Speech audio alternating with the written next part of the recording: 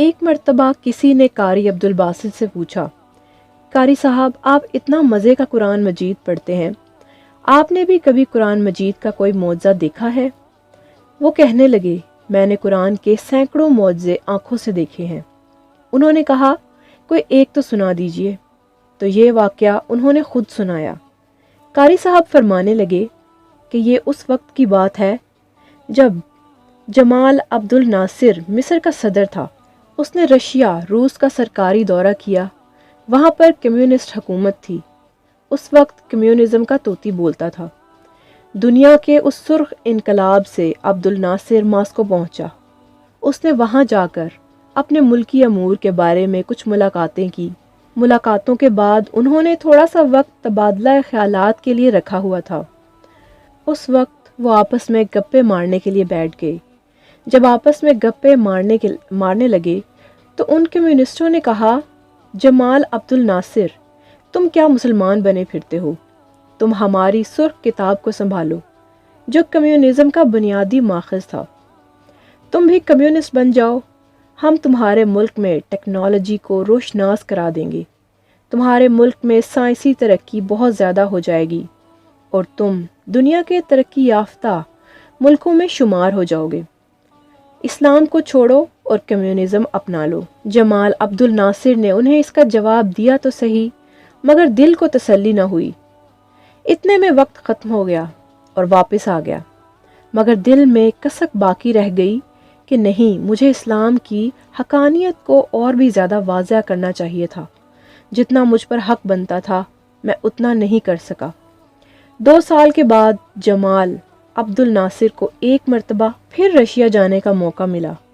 قاری صاحب فرماتے ہیں کہ مجھے صدر کی طرف سے لیٹر ملا کہ آپ کو تیاری کرنی ہے اور میرے ساتھ ماسکو جانا ہے۔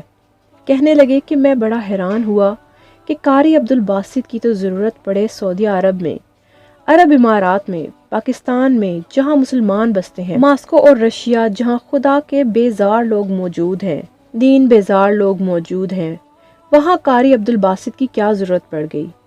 خیر تیاری کی اور میں صدر صاحب کے ہمراہ وہاں پہنچا۔ وہاں انہوں نے اپنی میٹنگ مکمل کی۔ اس کے بعد تھوڑا سا وقت تبادلہ خیالات کے لیے رکھا ہوا تھا۔ فرمانے لگے کہ اس مرتبہ جمال عبد الناصر نے ہمت سے کام لیا اور ان سے کہا کہ یہ میرے ساتھی ہیں جو آپ کے سامنے کچھ پڑھیں گے، آپ سنیے گا۔ وہ سمجھ نہ پائے کہ یہ کیا پڑھے گا۔ وہ پوچھنے لگے کہ یہ کیا پڑھے گا؟ وہ کہنے لگے کہ یہ قرآن پڑھے گا۔ انہوں نے کہا، اچھا پڑھے۔ فرمانے لگے کہ مجھے اشارہ ملا اور میں نے پڑھنا شروع کیا۔ سورۃ طٰہٰ کا وہ رکوع پڑھنا شروع کر دیا جسے سن کر کسی دور میں حضرت عمر بن خطاب رضی اللہ عنہ بھی ایمان لے آئے تھے۔ فرماتے ہیں کہ میں نے جب 2 رکوع تلاوت کر کے آنکھ کھولی تو میں نے قرآن کا معجزہ اپنی آنکھوں سے دیکھا کہ سامنے بیٹھے ہوئے کمیونسٹوں میں سے 4 یا 5 آدمی آنسو سے رو رہے تھے۔ جمال عبد الناصر نے پوچھا، جناب آپ رو کیوں رہے ہیں؟ وہ کہنے لگے، ہم تو کچھ نہیں سمجھے کہ آپ کے ساتھی نے کیا پڑھا ہے، مگر پتہ نہیں کہ اس کلام میں کچھ ایسی تاثیر تھی کہ ہمارے دل موم ہو گئے، آنکھوں سے آنسوں کی جھڑیاں لگ گئی اور ہم کچھ بتا نہیں سکتے تھے کہ یہ سب کچھ کیسے ہوا۔ سبحان اللہ!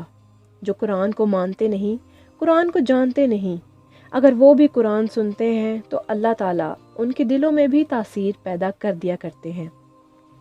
ویڈیو پسند آئے تو ویڈیو کو لائک کیجیے گا اور ہمارے چینل اردو کائنات کو سبسکرائب بھی۔ اللہ نگہبان۔